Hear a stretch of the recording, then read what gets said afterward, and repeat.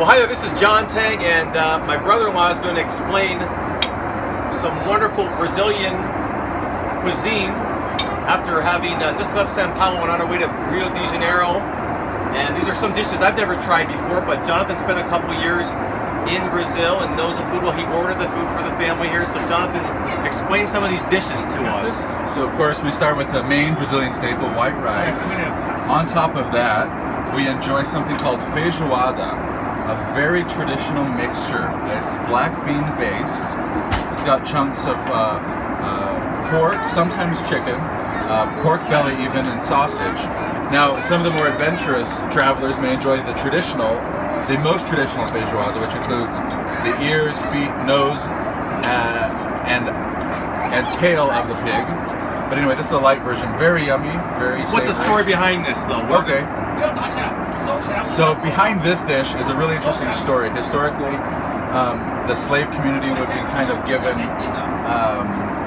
what you might call the scraps of the family's food, and so they would take that and make this stew with the leftovers, and it's kind of transformed into this very traditional, probably the most quintessential Brazilian dish that anyone can imagine.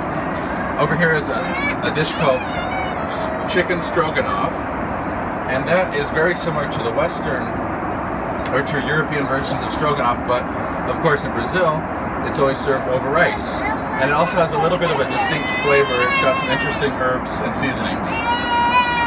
Now I want to cut over here, of course, the beautiful Brazilian fruit, some of the best tropical fruits in the world. But over here is something very exciting. These are dessert pieces, very traditional, especially in Sao Paulo. On the right, you've got a pizza that it's covered in mozzarella cheese. And then in the crust also has a sort of cream cheese called catupiry. And then this also has sliced bananas, a little bit of cinnamon, and then they put more of the catupiry cream cheese under the mozzarella. On the left is a pizza called Romeo and Juliet. Now that is interesting because it's both catupiry cream cheese mixed with a guava jelly. So guava jelly representing Juliet, and the catupiry cheese representing Romeo. Anyway, they come together for a really nice blend of flavor. So, and then molasses cheese. I wanted to also point out this pão de queijo, which is very good Brazilian cheese bread, kind of a puff pastry with an interesting mix of cheeses. So, all wonderful food. Brazil has a lot of great culinary offerings. I'll turn it back to John. Thank you so much.